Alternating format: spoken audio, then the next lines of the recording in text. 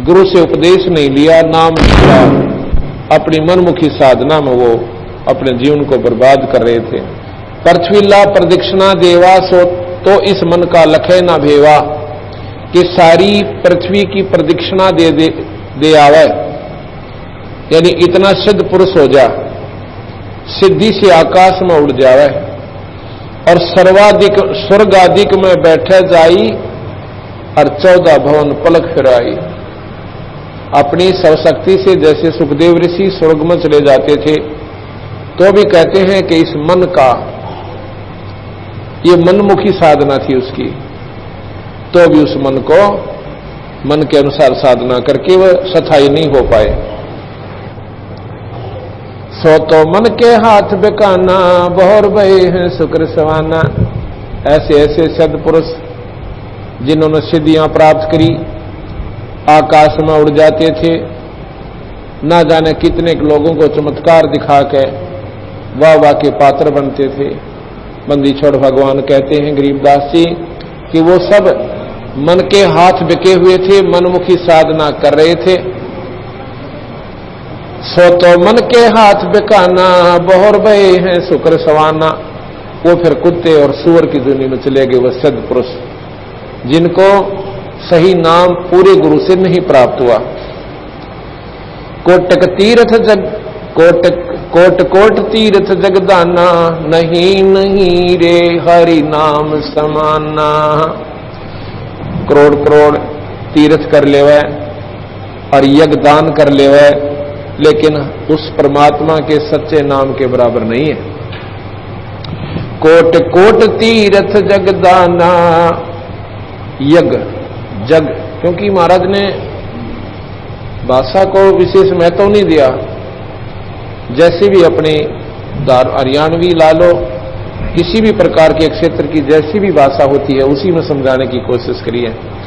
Coat coat तीर्थ जगदाना, नहीं नहीं रे हरि नाम समाना। गरीब तीर्थ जग तीर्थ तीर्थ यज्ञ युग युग करो, पावत ना जगदीश। काशी करवत लेत हैं वो आण कटाव से। ओए होए, पहले क्या कर रखा था इन अनजान साधकों ने, इन भोली भाली आत्माओं को गुमराह करने के लिए काशी के अंदर एक करौत लगा रखा था। करौत, उसमें क्या बता रखी थी कि जो अपनी गर्दन इस करौत से कटवा लेगा उसको स्वर्ग प्राप्ति होती है। वो कैसे बना रखा था, गंगा के किनारे एक पक्का स्ट्रक्चर बनाकर और उसके बीच में बहुत नीचे जाकर गुफा बना रखी थी और वहां पर उसको लिटा दिया जाता था कि तू सो जा आराम से, आंखें बंद कर लेना, उस परमात्मा का हुक्म होगा। कहते हैं उस समय वो करौत अपने आप आ जाएगा। वो अपना बैठ जाता था, लेट जाता था और उधर से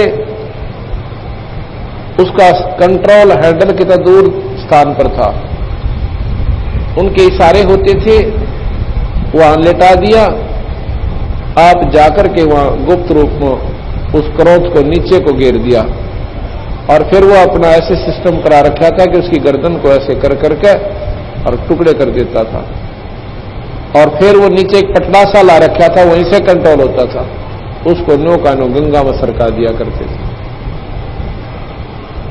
ऐसा वहां पर काशी के अंदर इन अनजान साधकों ने भोली भाली आत्माओं को इतना गुमराह कर रखा था। तो गरीबदास जी महाराज कह रहे हैं, गरीब तीर्थ जग युग युग करो, पावत ना जगदीश। काशी क्रोत लेत हैं वो जा कटावे शीश।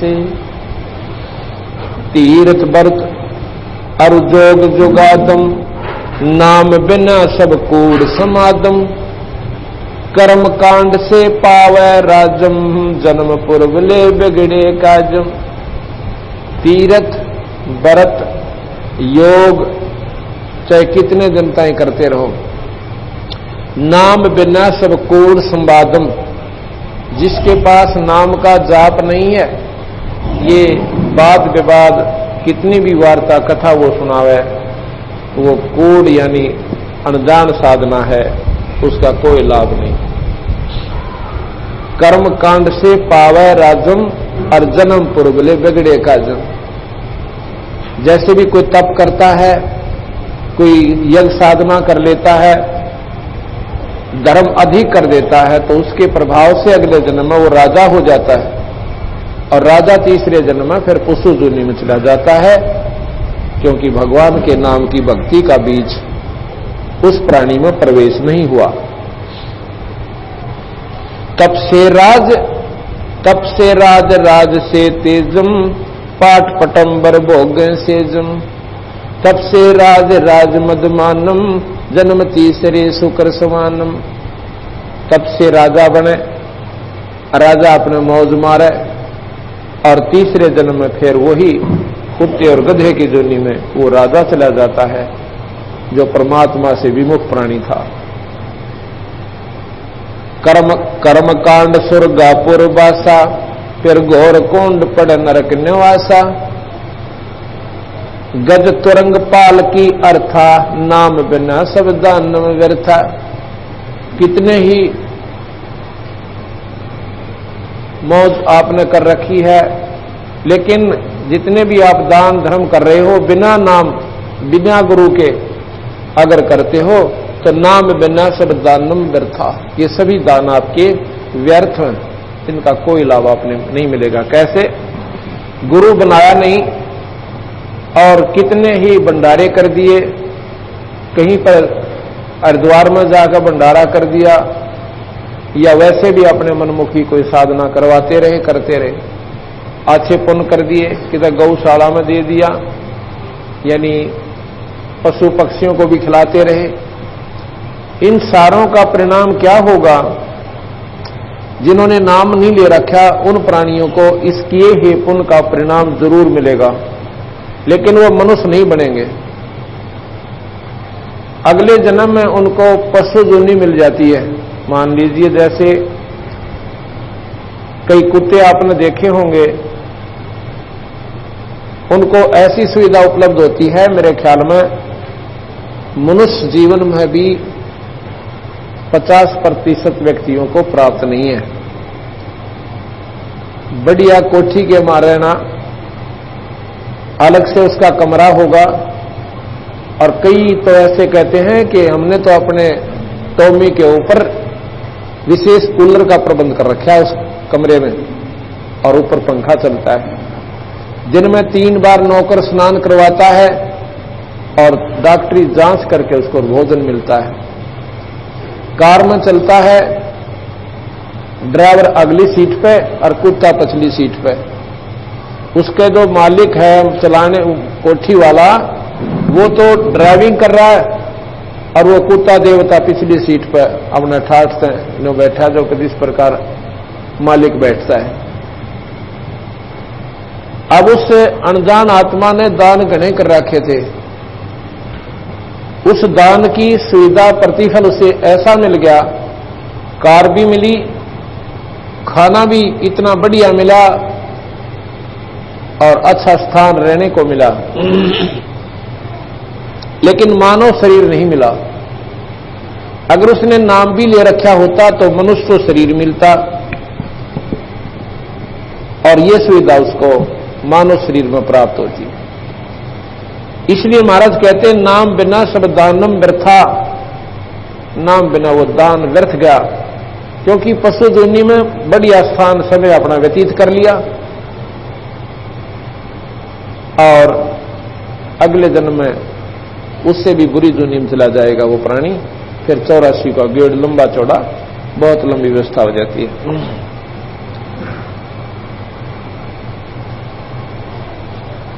तीर्थ व्रत दान पुण्य कीजय, चरण कमल को संकल्प दीजिए। ये तो प्राभक्ति बैरागा, गुण इंद्रिय मन मन सा त्याग्या। तन मन धन संकल्प कर दे ही, सो साधु है भक्ति स्नेही। संकल्प किया संख गुण होई, अकल अपिंडी अखंड बीज है सोई। सोई बीज भोग्या भगवान, संकल्प किया द्रौपदी दान। कंदुर सुदामा अर्पण कीने पलम पुरी राम रच दीने। दान पुण्य की करे न आशा जो अर्पे सो पुरुष निवासा। शिकल बिकल व्यापै ना कोई साधु रहे चरण मुख गोई। मेर कुबेर और रोटी दाना चरण कमल अर्पण कर प्राण। इस प्रकार महाराज बताओ से कि भाई दान पुण्य भी करे तो बिना किसी इच्छा के करे। हमने मान लीजिए कोई अपनी मनोकामना पूर्णा के ताई और कोई भी धर्म का काम बोल दिया कि ऐसा करवा दो मेरा ये काम हो जाए, ठीक है वो काम आपका होगा लेकिन वो पुण्य आपको आगे काम नहीं देगा, वहीं समाप्त हो जाएगा। यदि हम अपना कर्तव्य समझकर और धर्म पुण्य करते रहें और नाम लेकर के गुरु से, तो वो हमें दोनों फल देते हैं। दोनों फल देवेगा, जैसे वो काम भी सरेंगे जो आने वाले कठिन हमारे कर्म थे वो भी हल्के होंगे और साथ में परमात्मा की प्राप्ति भी होगी। दान पुण्य की करे ना आशा जो अर्पे सो पुरुष निवासा। शकल बिकल व्यापै ना कोई साधु रह चरण मुख गोई। अब कई ये कहते हैं सकल बिकल कहते हैं कि जैसे हम धर्म पुण्य भी कर रहे हैं, परमात्मा का नाम भी ले रहे हैं और एक काम कोई ना सरे किसी कारण से तो सारे उलाने दे देंगे भगवान ताई। मन न्यो भी करता था, मन नाम भी ले रखा से, मन दान भी बतेरा कर लिया, पाठ भी करवाए। कहते ये नहीं, अपना देखा फिर तमाशा उस सतगुरु का। हो सकता है कोई ऐसा कर्म हो कि थोड़े बहुत कष्ट में और बड़ी बीमारी टलती हो, अपने मंदी छोड़ पे विश्वास रखे। सकल बकल व्यापै ना कोई साधु रह चरण मुख गोई। मेर कुबेर और रोटी दाना चरण कमल अर्पण कर प्राण। चरण कमल धुन लाई ये हरदम बारंबार। ग्रीव चरण कमल धुन लाई ये हरदम बारंबार। अर्थ धर्म का मोक्ष हो ही साहेब के दरबार।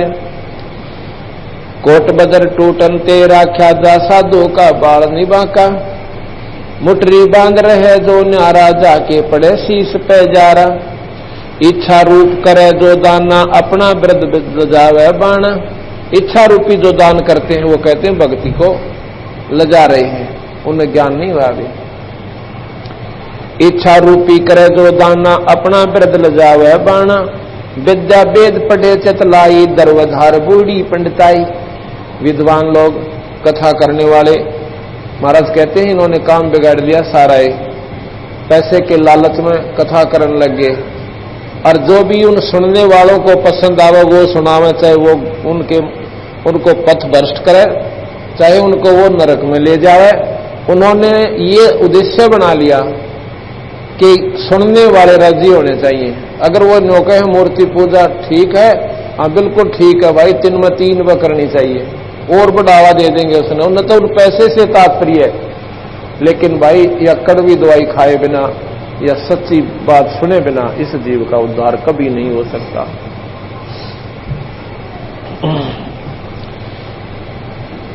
कहते हैं विद्या वेद पढ़े चितलाई दर्वधार बूढ़ी पंडिताई।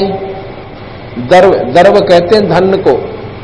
इस धन की धार में या विद्वता नष्ट कर ली, बूढ़ी पंडिताई डूबगी वो विद्वता, भगवान की जो पंडिताई खत्म होगी।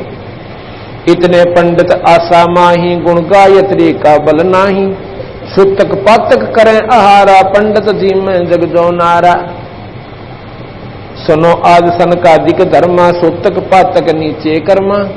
ये सुतक पातक जीवना ये नीच कर्म होते हैं, ये पाप के भागी होते हैं। पहले तो कहते हैं कि किसी का, महाराज बता रहे हैं, कोई व्यक्ति मर जाता था तो ऐसी आंट लगा दिया करते कि इब्बा इसका वो नहीं करना, अंतिम वो करते थे वो प्राणायाम। कहते इसका तर्पण नहीं करना, इसको बैतरणी से पार करेंगे हम। और जब करेंगे, कब करोगे कि इसका कारज करना पड़ेगा तुम्हें। तेरा मी का तार निकाडा कारज जीमनता ही। तेरा मी को जो समापन करना था वो समागम वो नहीं करा। क्यों नहीं किया? क्योंकि भाई कार्य और करना पड़ेगा तुमने, ना तो इतना अनर्थ हो जाएगा, ऐसा हो जाएगा। तो बंदी छोड़ भगवान कहते हैं ये गर्भधार बूंदी बूढ़ी पंडिताई, इस माया की लहर में वो ज्ञान बह गया उन लोगों का। पंडित कौन होते थे? पंडित बताता हूं आपको, जैसे पंडित कैसे होते थे, जैसे गामा जी पंडित थे। पंडित नाम है विद्वान का जिसने पूर्ण ज्ञान हो कि ऐसे कर्म करने से हमें ये हानि होगी और ऐसा कर्म करेंगे तो हमारा धर्म नष्ट होगा, हमारे को पाप लगेगा। सुदामा ब्राह्मण थे, पंडित थे। ब्राह्मण सोए जो ब्रह्म पहचान है,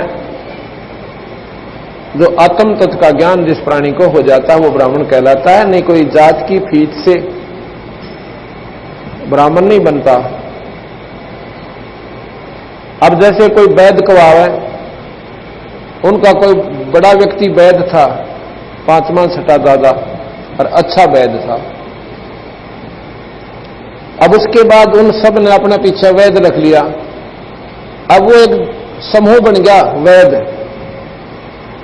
अब अपने पीछे लिखते हैं कि रामनाथ वैद्य, और कपड़े की दुकान है। ये उस तरह को पूछा पेट के दर्द की दवाई को मन ना मेरा वैद्य क्यों लिख रखा?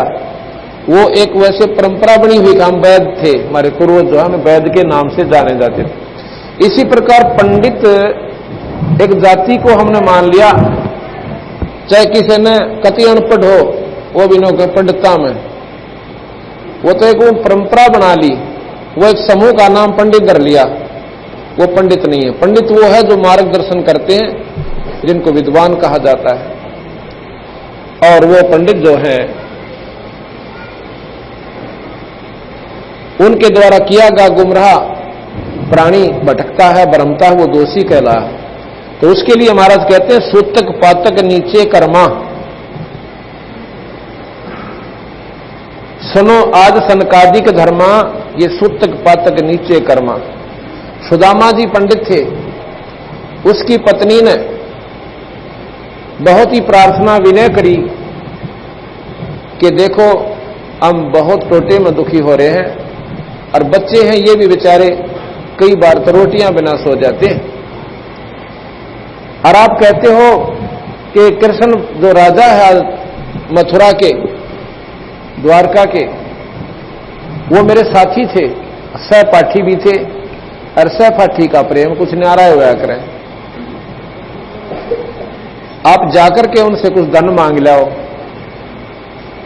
तो सुदामा ने बोला बात सुन भगवान कि ये शरीर जा सकता है, पर सुदामा मांगे को ना।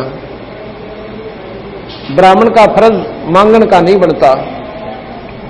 मेरे को कर्म में मार रह रही है, मैंने पिछले जन्म में पुण्य नहीं कर रखा, इसलिए मुझे ये उपलब्धि नहीं हो सकती।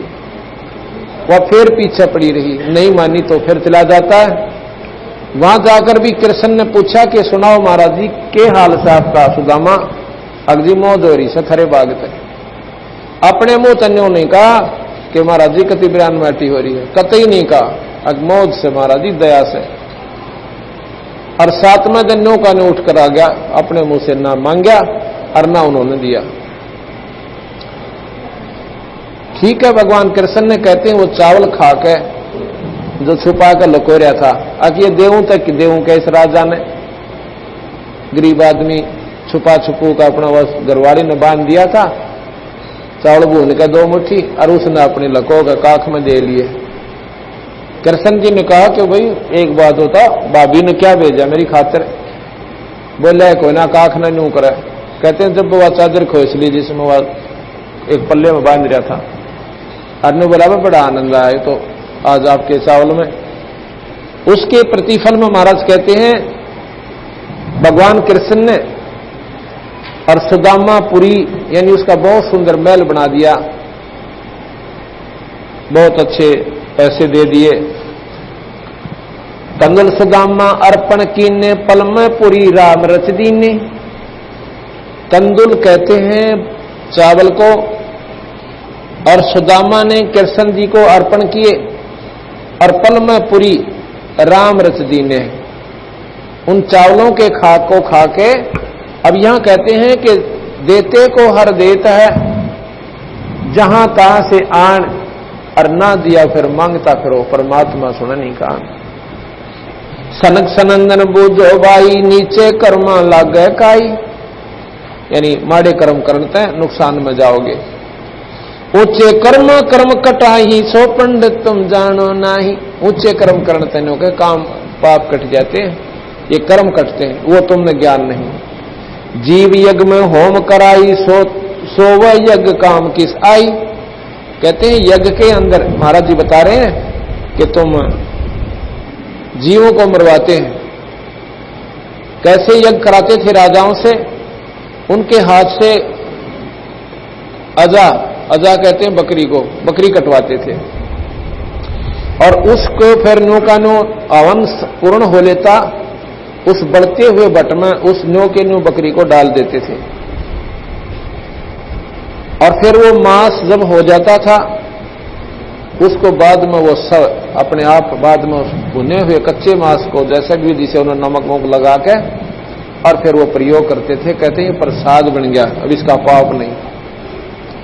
महाराज जी कहे इतने अनुदान बन गए, जीव के स्वाद की खातिर ने भी ना सोचा कि इतना अनरथ करने लग रहे धर्म के काम में, और जीव इंसा बता क्यों कर पार पड़े। जीव यज्ञ में होम कराही, जीव यज्ञ में होम यानी उसमें डाल दिए, और सो वह यज्ञ काम किस आई। एक जीव अचराचर माई, शिव ब्रह्मा की पदवी ताई। एक ही जीव है इस 21 ब्रह्मांड तक, चाहे वो कीड़ी है और चाहे शिव ब्रह्मा विष्णु महेश तक है, एक जैसा दुख है, एक जैसा वह सुख आवास करते हैं। कर हैं पाप करते हैं धर्मा, मनुष्य पकड़ कर होम्या यज्ञ नरमा। अश्व घोड़ा वृषभ बैल, ये अनपढ़ थे बंदी छोड़ गरीबदास जी, और संस्कृत बोल रहे हैं।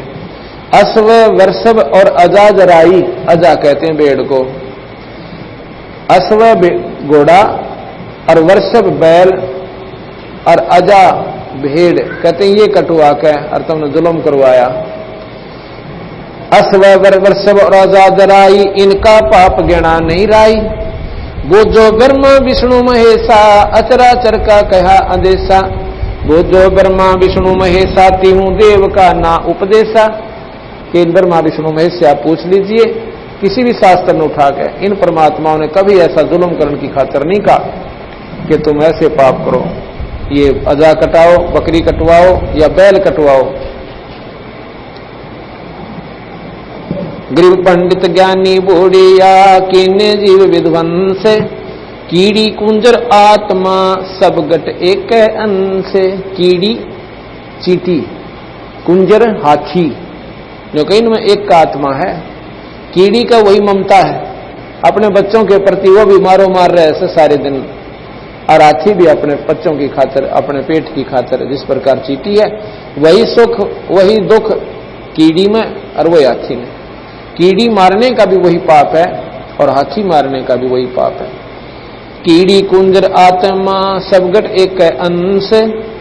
इस सब में एक ही ईश्वरीय शक्ति यानी आत्मा है। राजनीति काली का भक्षण, पंडित जीव घात अपलक्षण।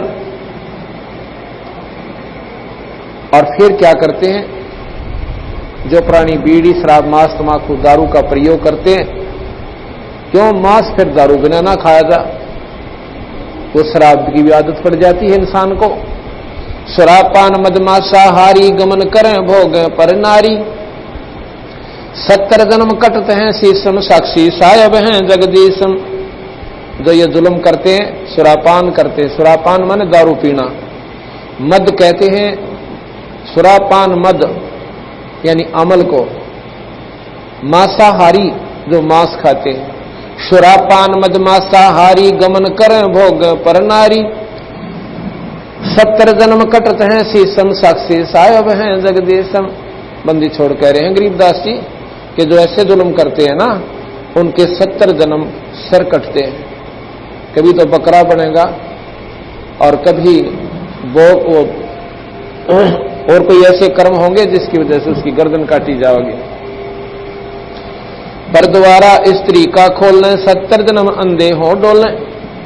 अब यहां बताते हैं कि कितना पाप होता है एक दुष्कर्म का।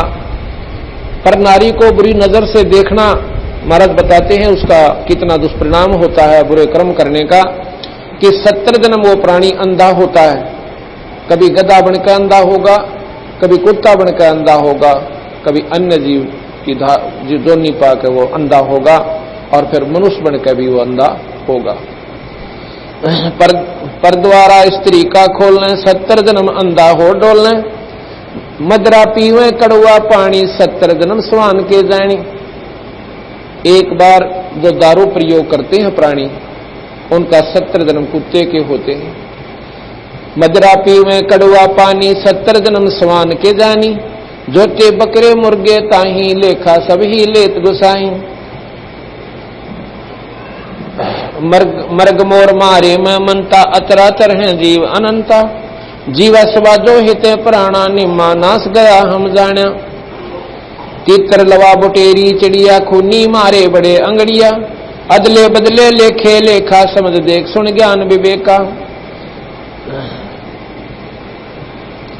जो मो मंसर बिस्मिल लाई जीव्या स्वाद हिते कसाई। ऐसे पंडित जीव हिताना राजा के सिर धरा बयाना। अपनी छपरी बंधे ना कोई नगर अमान कर नर लोई। कर्मशाल कर्मों की बाजी भूल रहे हैं पंडित का जी। गरीब शब्द हमारा मानियो सुनते हो नर नारे। जीव दया बन को फर है ये चले जमाना हारे। ऐसे दुष्कर्म करने वाले प्राणी का बहुत बुरा परिणाम होगा। तो ऐसे जुल्म हमने नहीं करने चाहिए। मदरा पीवे कड़वा पानी और 70 जन्म स्वान के जानी। एक बार दारू पीने वाले के 70 जन्म कुत्ते के होते हैं। और इससे भी ज्यादा पाप हुक्का बीड़ी तमाकू पीने वाले को कहते हैं 100 नारी जारी करे सुरापान 100 बार। एक चलम हुक्का भर वो डूब काली धार। गरीबदास जी महाराज कहते हैं कि कितना पाप होता है इसको। एक बार दारू पीने से 70 जन्म कुत्ते के, और ऐसे 100 बार कर्म करे 100 से गुणा कर दीजिए 7000 जन्म हो गए। 7000 जन्म कुत्ते के होंगे उस प्राणी के जो एक बार हुक्का पीवे, यानी तम्बाकू प्रयोग करे, चाहे वो खावा या सूंघे, और चाहे सिगरेट में पीवे और चाहे हुक्का बीड़ी में प्रयोग करता है। उसका महाराज बता रहे हैं कि उसको इतने ज्यादा जुल्म होंगे, उसको इतना पाप होगा।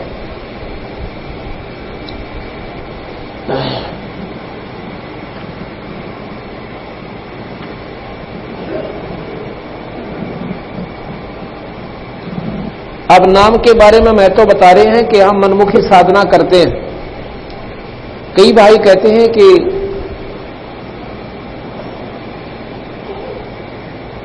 परमात्मा के केवल स्तुति कर लेने से, आरती करने से या परमात्मा के दर्शन करने मात्र से, कई कहते हैं कि हमने भगवान के दर्शन हो जाते हैं, जैसे कभी स्वप्न में कभी वैसे भी। तो महाराज कह रहे हैं ये तेरी पिछली कमाई काम कर रही है, लेकिन मुक्ति का अभी तक आपको कोई लाभ नहीं हो रहा।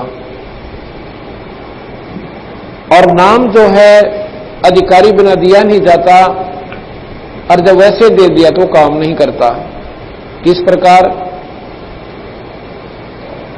कि जिस प्रकार एक सीप होती है समुद्र में जिसमें मोती बनता है, जैसे आपने शंख देखा होगा, शंखले से होते हैं, ऐसी उसकी आकृति हो है। ऊपर का शरीर उसका शंख जैसा हो है, लेकिन उसका आकार थोड़ा चपटा चपटा होता है। उसमें एक जीव होता है, और वो जीव एक पानी की बूंद लेता है आकाश से। वो बूंद उसमें प्रवेश कर जाए आकाश के पानी की, समाति बोलते हैं उसको। और वो बूंद ऊपर का जो जल उसको मिल गया तो वो उसमें मोती बना देता है। यदि कब वो जल उसमें कब प्रवेश करता है, जब उसका वो मुंह खुला हो, अंदर उसको तड़फ बनती है और ऊपर आके वह समुद्र के ऊपरले हिस्से में मुंह खोल देती है। उसमें बारिश हो रही हो तो उसकी एक बूंद उसको काफी है और उस बूंद को लेकर मुंह बंद करके वो वापस पानी में चली जाती है, उससे वो मोती बन जाता है। अगर वो मुंह ना खुला हो और चाहे उसके ऊपर फिर सारा इंद्र बरस ले, कितनी तगड़ी बारिश हो जाए, उसमें वो मोती नहीं बन सकती। इसी प्रकार जिस प्राणी की अंतरात्मा में सच्ची लगन भगवान पाने की और नाम लेने की हो जाती है और उस तड़प के साथ वो नाम लेकर फिर अपनी साधना शुरू करता है तो उसको लाभ होता है। यदि नाम ना चाहते हुए भी वो नाम ले भी जाएगा तो उसको कोई लाभ नहीं होगा, क्योंकि उसमें वह कसक नहीं है। इसका उदाहरण देते हैं बंदी छोड़ के। एक समय इस पार्वती के जो भगवान शिव की पत्नी है 107 जन्म हो लिए। 107 जन्म उसके हुए और प्रत्येक जन्म में वो भगवान शिव को ही अपना पतिवर है और वो मर जाए भगवान शिव न्यू का नूर है। 108वां जन्म जब उसका होता है और गौरी नाम से वो उत्पन्न होती है, शिव जी से ब्याह हो जाता है। उस समय एक दिन नारद जी जाते हैं और पार्वती से कहते हैं, माता अकामबाई,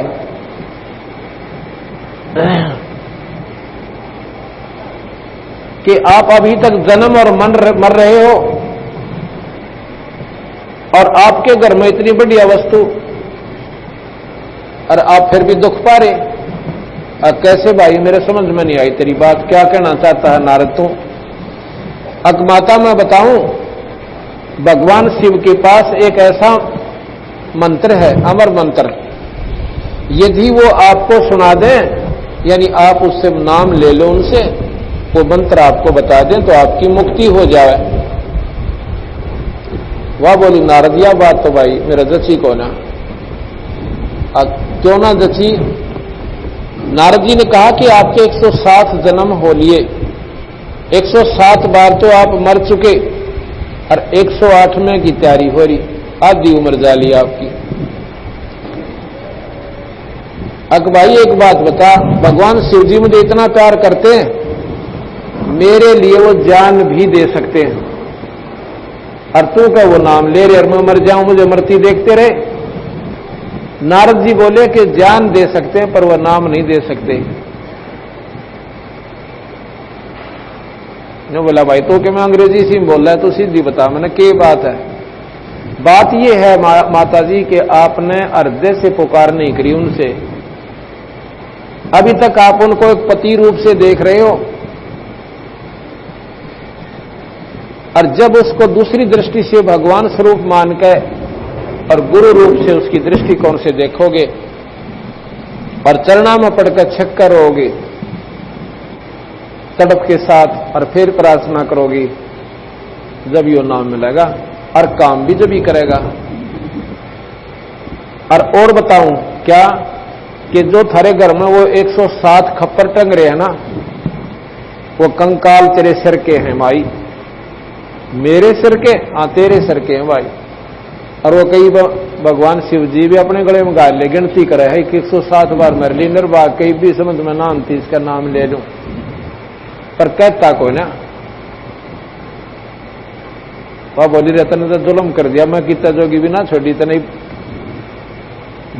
गलत मानू तो वह दस्ती ना, क्योंकि वो 107 सिर। पर आज पूछूंगी वह किसके से, आज पूछिए मत ना, तू पाया में पड़ जाइए, भी पूछने में लगी रहेगी बावड़ी, पैरा में पड़ जाना और जब छोड़ना, जब नाम देने की यहां भर लें कहते ने पूछा कि इसके हर तरह जचा है ना जचा है। अरे भाई ठीक से, तो उसको ऐसी लगन लगी कि नारद बिल्कुल सही खबर ले आकर और आज मेरे कोई 16 दिन आगे हैं और 107 दिन हमने भोग लिए। अब देखो विचार करने की बात है। एक बार राजा दक्ष ने यज्ञ की थी और पार्वती वहां चली जाती है अपने पिता के घर पे। पार्वती ने अपनी मर्जी से शिव से शादी करी थी, राजा दक्ष नहीं करना चाहता था, कतई नहीं करना चाहता था। और पार्वती ने अपनी चिट्ठी लिखकर नारद जी को दे दी थी, अब नारद जी मेरा यो काम तो जरूर कर दे कि शिव आ जावे शादी अपनी बरात लेकर, मैं जानू मेरा काम जाने। नाटन दे पिताजी ने। शिव जी आया था तो और भी राजा आ रहे थे, वो भी आगे, और भी बहुत देव आए हुए थे। तो पार्वती ने शिव के गले में माला डाल दी, अपने पिता की मर्जी के खिलाफ शादी कर ली थी। उसने दक्ष ने कह दिया था कि मेरे घर पर नहीं आ जाएगी आज के बाद तू, अर्जा कर ले ब्याह अपना, भाग जाए यहां से। तो वो चली गई थी। एक दिन राजा दक्ष ने यज्ञ कर रखी थी।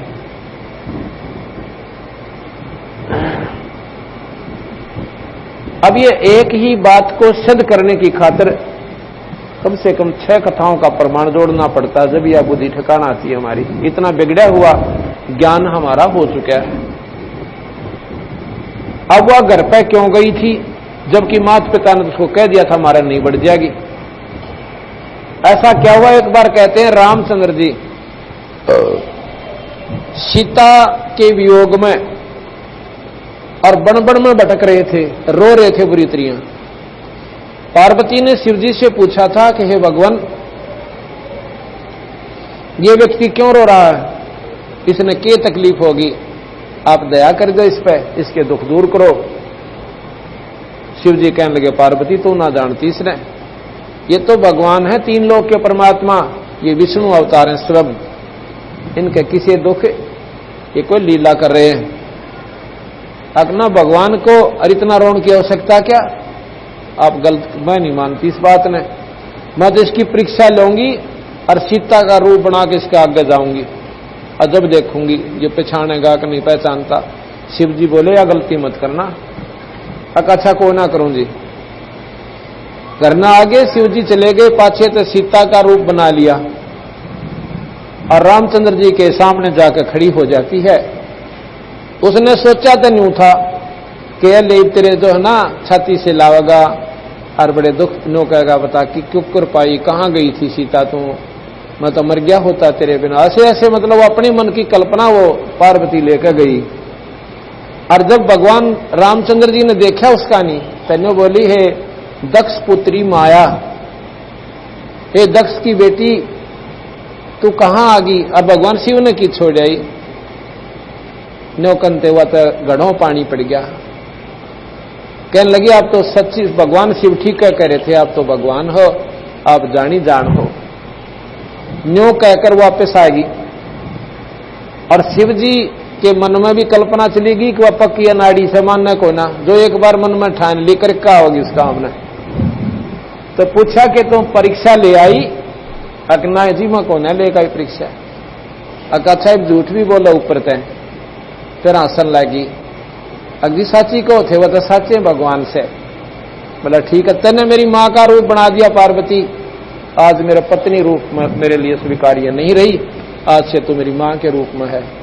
अपने मन में ऐसा क्षोभ करके और भगवान शिव जी उसने कटा कटा रहने लगे। ये पहले जन्मों की कथा सुना रहा हूं।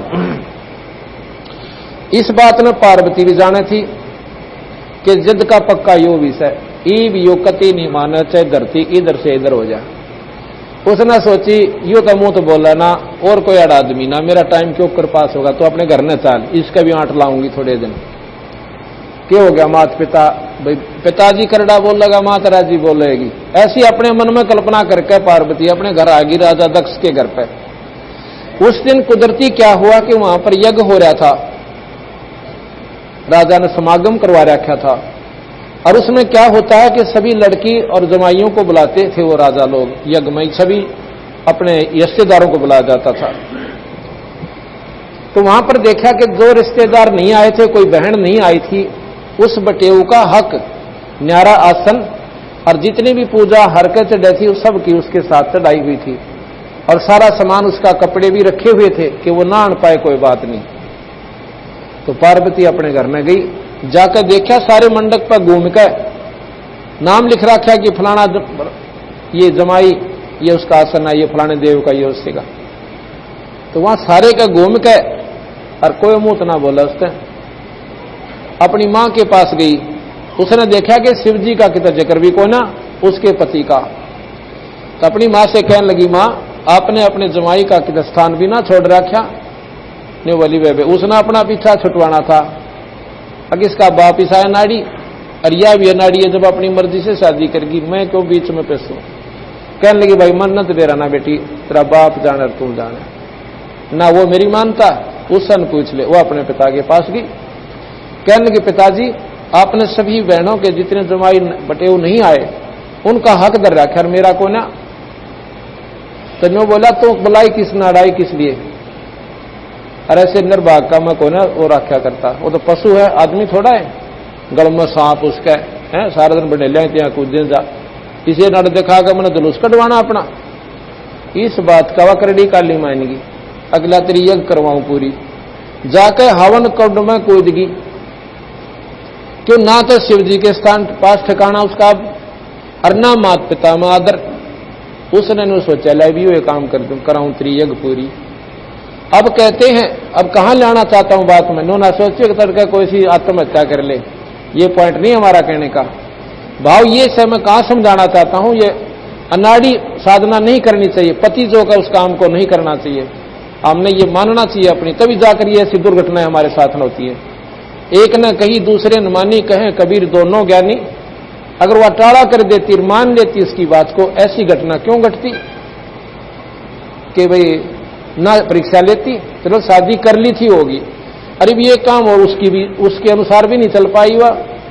अब कहने का भाव मेरा ये संबंधी छोड़ गरीबदास जी का कि उसका वो शरीर खत्म हो गया, अवन में वो मर गई, शरीर का चाम जल गया, मांस जल गया और वो कंकाल कति काला हो गया, जो बाकी ढांचा शरीर का रह गया। उधर से कहते हैं शिव जी ने पता चला कि भाई क्या हो गया, आपस में 100 लड़ाई हो, मारी बात हम जाने, और वह उड़द जड़ी कैसे। तो किसी ने जाकर बता दिया जी ऐसे ऐसे उनका अनादर किया। मैंने बोला अच्छा मैं करता हूं इसका इलाज। वहां से कहते हैं अपनी जटाया से एक ऐसे बाल पाड़ा और उसको धरती में पटक दिया और उससे एक वीरभद्र नाम का एक यक्ष उत्पन्न हुआ। उसको हुक्म दे दिया कि सेना ले जा और दक्ष की गर्दन काट दे। उस यज्ञ में कहते हैं ब्रह्मा भी विष्णु भी दोनों आए हुए थे और वो जब पता चला उन्होंने कि पार्वती मर ली और शिव जी को वेद लाग लिया और ई भाई वो चाला पड़ेगा, उसने तो कहते हैं वीरभद्र को शक्ति देकर भेज दिया। तो कहते ब्रह्मा ने तो डांक ठोक दी, भाग लिया। ब्रह्मा भाग गया और दक्ष ने प्रार्थना की भगवान हमने तो तेरे आश्रय पर तेरे सारा तो यज्ञ करी थी और आप मुझे छोड़कर जा रहे हो। ब्रह्मा जी बोले भाई देख बात सुन राजा, वीरभद्र के सामने टेकने की मारी हिम्मत कोई ने। ब्रह्मा जी खिसक गया, अब विष्णु जी भी खिसकन लग गया। ये शिव पुराण में कथा है, कहते उन्होंने सोचा मैं आप पकड़ कर बताऊं सो। शिव पुराण जो कि हमारे प्रमाणित शास्त्र हैं, विष्णु जी भी खिसकन लग गया तो चरणा में पड़ गया। दक्ष ने बोला महाराज जी आप तो छोड़ कर ना जाओ। तो विष्णु जी भी कहता भाई देखो मारे बस का सौदा ही सैको ना, हम तो यज्ञ कराना आए थे, थारे यज्ञ उठन आए, लड़ाई उठन आए थे। ने बोला जी कुछ भी करो, मैंने एकला छोड़ कर मत जाओ।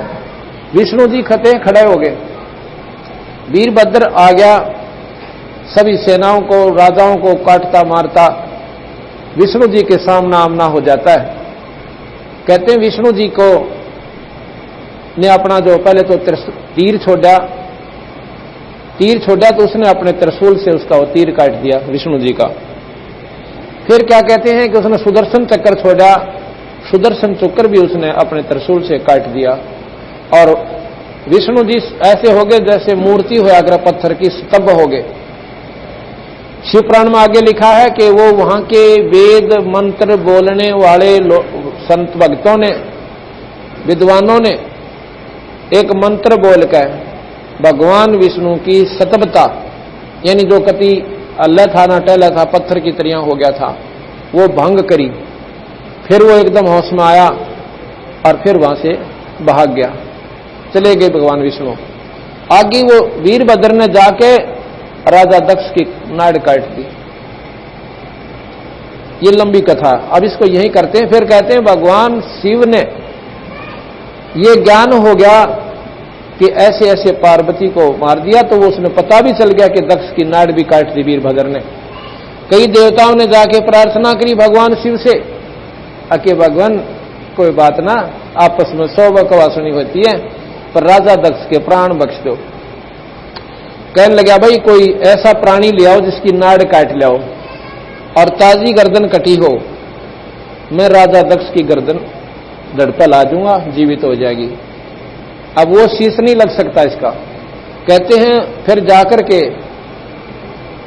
एक बकरे का काट ले सिर, राजा दक्ष का बकरे का सिर ला दिया, वो जीवित हो गया। फिर भगवान शिव ने क्या किया कि उस पार्वती के उस कंकाल को उठाया और अपने कंधे पर धर लिया। इतनी ममता उमड़ाई कि पार्वती मैंने तो हंसी मजाक वैसे ही कराया था और तने तो जुल्म पाट दिया, ये काम नहीं करना था। इतना प्रेम इतना भाव उसमें हो गया, उस हाड्डों में भी ममता फंस गई उसकी। कहते हैं उसके हाड्डों ने उस कंकाल को लिए लिए भगवान शिव जी और पर्वत पर रोता हुआ घूम रहा है। कई वर्ष बीत गए, हजारों लिख रखा, हजारों वर्ष ऐसे ही बीत गए। उधर से भगवान विष्णु ने सोचा कि जब तक इसके ये हाड खत्म नहीं होंगे इतने इसकी ममता टूटे को ना। भगवान विष्णु ने सुदर्शन चक्र को आदेश दिया कि इस पार्वती के हाड खंडा दे, खत्म कर दे कंकाल को। उसने जाके उस कंकाल को ऐसा धमाका करा, धमाका हुआ कि वो कितना नाक पड़े, कितना कान पड़े, कितना हाथ पड़े, कितना शरीर पड़ा। तो वहां कहते हैं जहां नाक पड़ी उड़ा, आंख पड़ी उड़ा नैना देवी, आंख पड़ी उड़ा कि मोर देवी। ऐसे ऐसे लोगों ने वो आस्थाएं बनाकर वह मंदिर बना दिए। बाकी जो बना कहते हैं और मंदिर बन गए।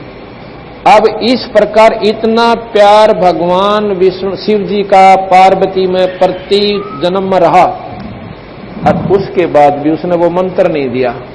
अब नाम की महिमा, अब नाम कैसे काम करे और फिर उसकी रहनी कैसी हो आप भक्तजनों की, तो दोनों मिलकर जब ये अपना पूरा काम करती है। तो क्या हुआ, अब इस प्रकार भगवान शिव जी जब घर पर आए, अब वहीं लाते कथा को कि नारद ने बता दिया था कि माता भगवान शिव के पास एक ऐसा अमर मंत्र है, अगर आपने वो दे दें आपका बेड़ा पार हो। आप इतना नहीं मरो जितने शिव जी नहीं मरे, इतने आप अमर हो जाओगी। भगवान शिव की सबसे ज्यादा आयु है, ब्रह्मा से भी और विष्णु से भी। तो श्याम ने जब भगवान शिव आए तो जैसे पहले वो बात करती थी अपने पति रूप में, व्यवहार कुछ और होता है। वो एक घर के आम सदस्य जैसा व्यवहार हम करते हैं, पत्नी से भी पति ऐसा ही करता है। और जब उसने नो पता चला कि तो मेरी तो जो ना जान इनकी मुट्ठी में, और ये इतनी महान आत्मा, और आपने तो कुछ भी कोई नहीं सोची, मैंने तो इसके बारे में, और मैं तो इनको पति समझ के कई बार अनादर भी कर देती थी। जब वो आते हैं भगवान शिव जी घर पे, कहते चरणा में गिर जाती है और रो रो कर रुदन मचावे।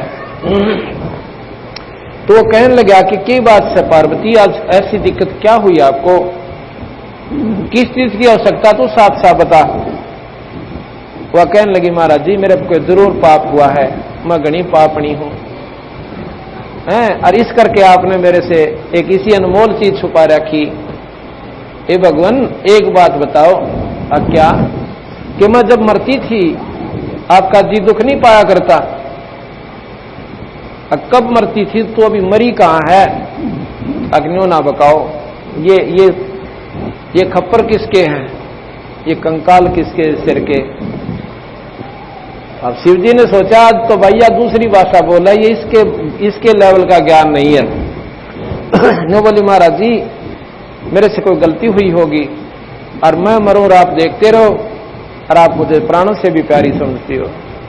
तन्यो बोला पार्वती ये तेरा ज्ञान तक हो ना, न्यों बताते रहता है। बताया किसने? तो उसने बताया कि नारद जी आए थे और वो मेरे को बताएंगे कि आपके पास एक ऐसा अनमोल मंत्र है और आप मुझे कृपा कर दो दासी पे कि महाराज जी मेरी दुर्गति मिट जा। नवलाद दूंगा तेरे को नाम। आज तो नाम पाने के अधिकारी होगी। आज जो तेरे अंदर वो कमल है परमात्मा की भक्ति प्रवेश करने वाला आज खिल चुका है। आज तेरा हृदय नर्म कोमल हो गया कमल की तरियां, इसमें कोई मैल नहीं है।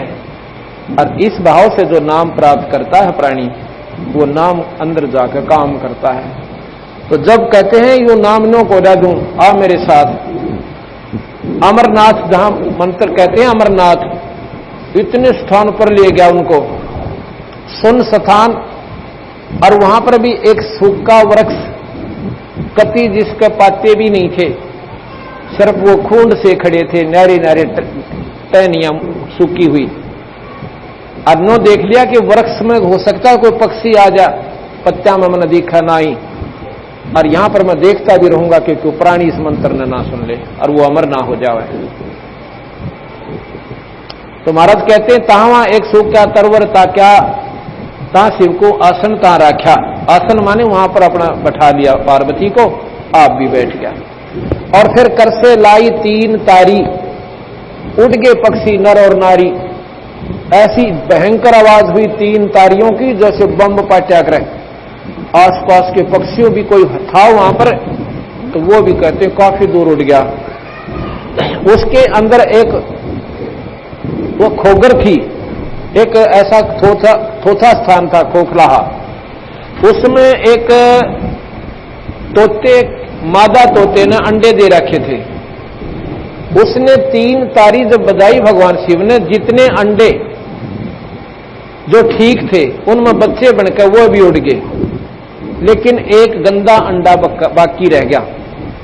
और वो अंडा एक प्राणी का था जिसके निमित्त वो जुनी भोग रहा था। उस गंदे अंडे में भी वो प्राणी अपना पड़ा हुआ सिड़ रहा था।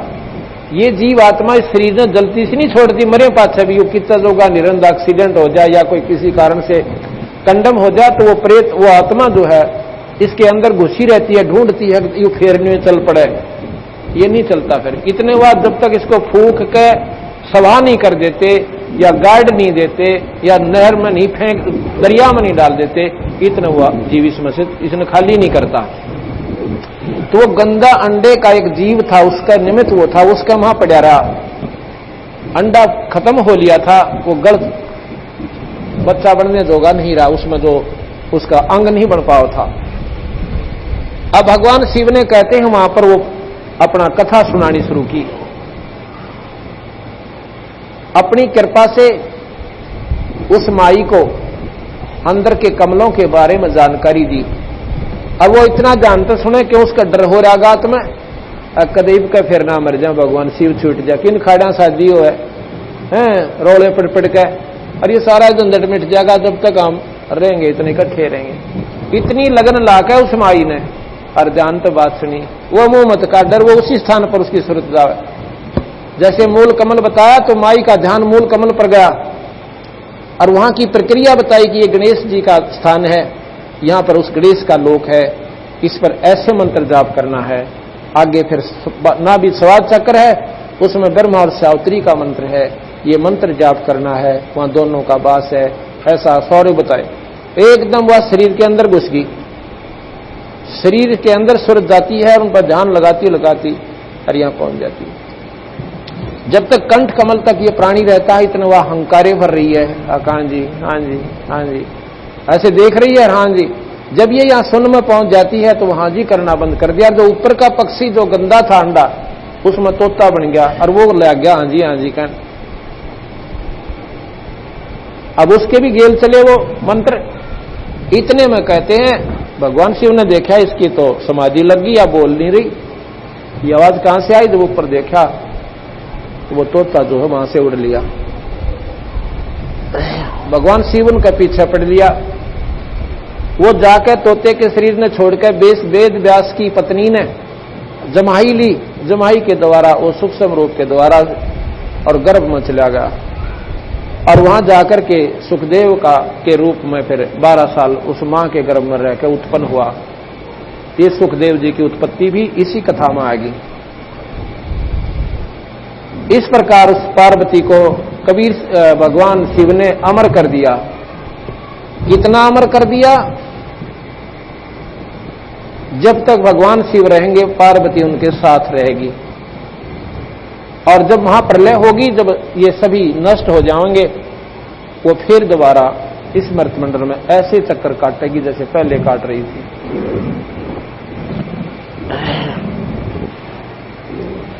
शंकों दे दरी तन योनी, नो ततके का बीज न भूनी, मोक्ष मुक्ति का लख्या न भेवा, बर में पुत्र व्यास सुख देवा। अब देखो,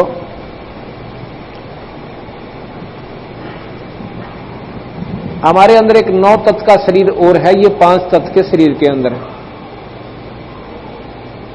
उस शरीर में, इस शरीर के माध्यम से हमने उस 9 तत्व को परिपक्व करना है और उसके माध्यम से हमने मुक्ति पानी है।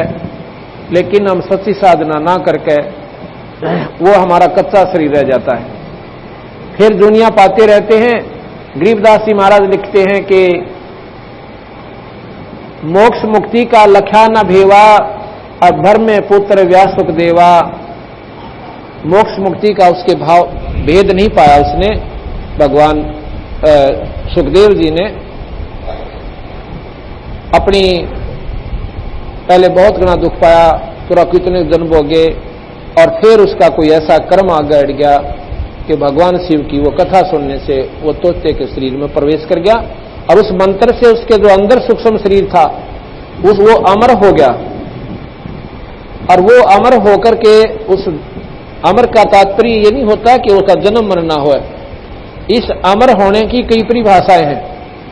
वो तत्व ऐसा बन गया कि उसमें यादाश्त होगी, उसको इतनी यादाश्त होगी उसने सूक्ष्म शरीर में कि अभी पिछले जन्म मेरे बहुत मुंडे बीते और इब क्या गलती करो नहीं।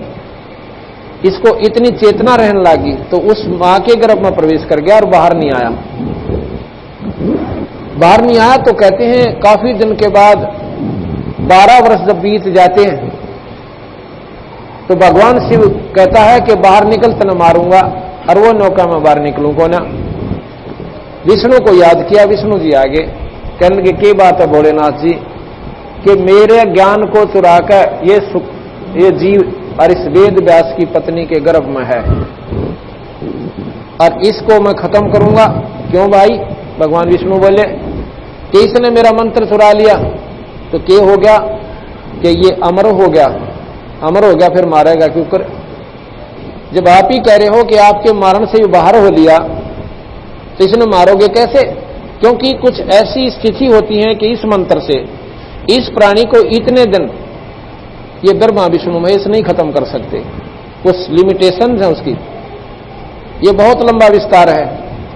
कन्नो बोले जब ये अमर हो लिया और इतने दिन तक तो मार नहीं सकता, वर्षों तक है, फिर यहां क्या की खातिर खड़ा बावड़े चाल चालेंगे?